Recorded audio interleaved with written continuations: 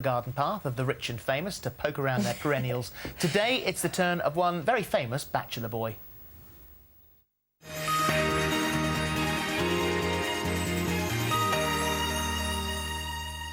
Blue skies, loads of sunshine, trees, shrubs, flowers everywhere.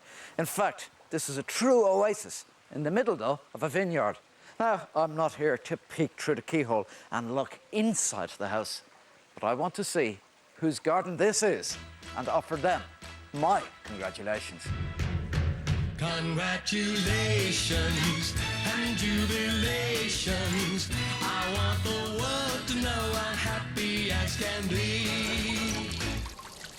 The whole thing's absolutely beautiful. Plenty of pots filled with flowers, and everywhere I look, there are beautiful overhanging trees providing shade, and the vistas are really extraordinary.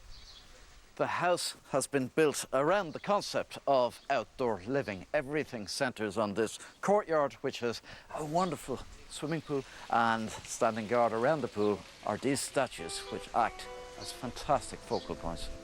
You are my theme for a dream, yes you are, a rare and lovely theme. One of the really magnificent things about this garden is the range of plants. This is a wonderful callistemon or bottle brush. Now you do see them in the UK, but not as big as this, and very unusual to see a weeping form.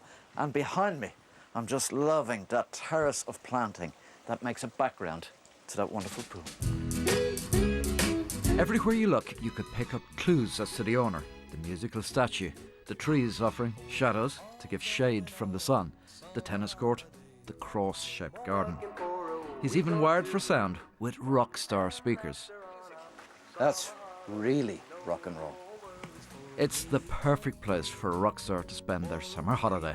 It is, of course, the garden of music legend Sir Cliff Richard. Sir Cliff, hello. Hi, how are you? Thanks for inviting us to your brilliant garden. Oh, no, it's a pleasure. I'm aware of the wonder I live in, you know, and it's always nice to share paradise. So Sir Cliff took me on a tour of his paradise. Oh, hang on, I've just spotted something. Yeah, it's just mildew and a bit of rust. That's better. You're gonna find me out in the country. Tell me, what was the garden like when you came here? Pretty bare, actually. I've been here for about 16 years, and the garden was, well, it's nothing like this, really. The essence was here, but there was not much growing. I had to bring in a whole load of stuff, and I liked that. I liked the idea of going out to a garden centre and saying, oh, I fancy having those. I've even tried to grow roses. They grow quite well. But you've got to keep deadheading if you want any length of life. Bougainvillea I love, and of course I have a mass of olive trees. And there's a great avenue of olives as you drive in. My driveway is an avenue of olives. It is fantastic. It really, really is. But even in paradise, there can be trouble. Recently, the palm trees of the Algarve were decimated by a foreign invader. She's just a devil woman. OK, so the song isn't quite right, but Cliff hasn't sung a track called Devil Beetle. So Cliff, I'd seen this palm tree earlier. It is one of the most magnificent specimens in the garden. It is fantastic, and if that bug had taken that away, I'd have been very hurt. But they say that when they brought a whole bunch of them from China somewhere, nobody knew there was this beetle in there, and it started to eat the heart of the tree. And you'll often see a tree like this with no leaves on top. That's just gardening for you. I know. Heartbreaking sometimes.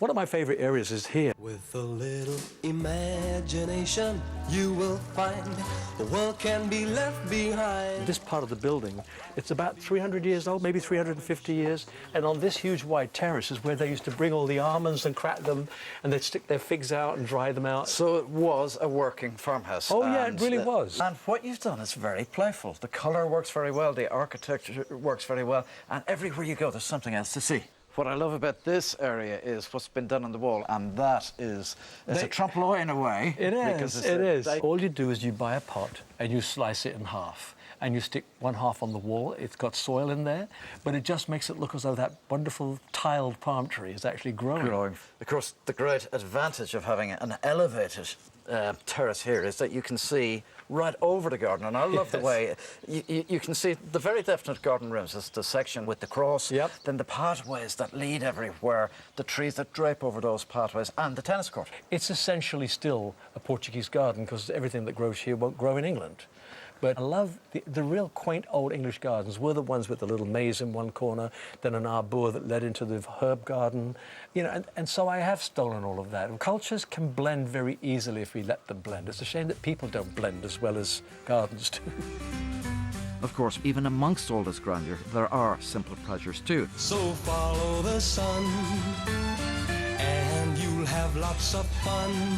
Something remarkable about this, because I don't know if it's the heat, but Well, the smell It's a very from powerful mint. That would be great at incredibly a strong. Pimm's, wouldn't it? Yeah.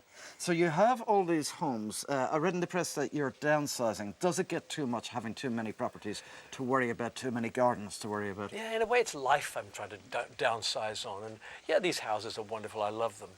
But even in Barbados, you know, I'm getting to that stage of my life where I'd like a lock up and go.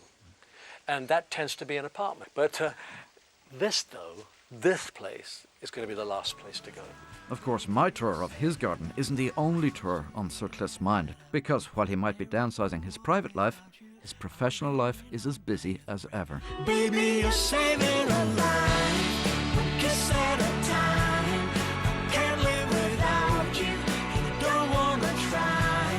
You're saving a life. Well, my tour is coming up, and the album's called Soulicious, because I went and recorded with some iconic soul singers.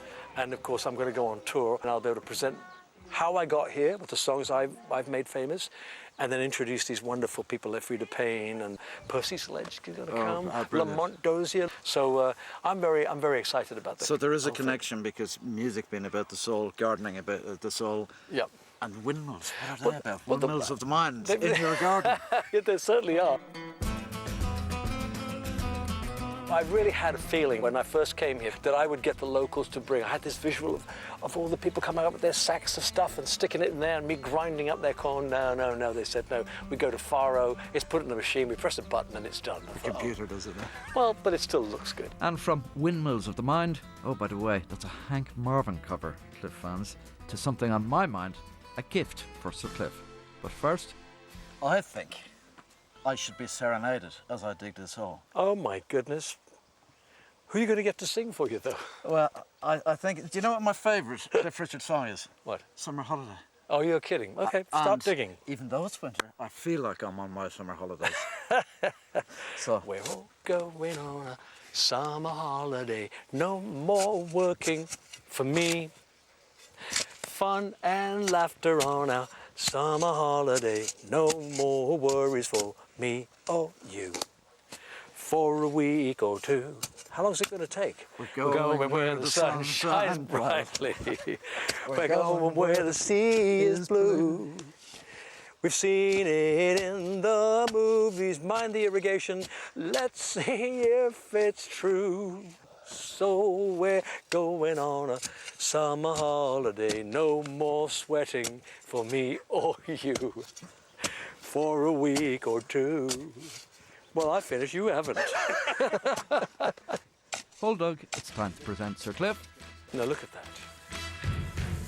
Very special rose, this one. Congratulations. With a Cliff Richard Floribunda rose. Well, there we go. So from the Sir Cliff Richard rose to the real thing. Sir Cliff, it's been an absolute pleasure letting us visit your garden. Oh, thank you so very much. It's been an absolute pleasure for me too.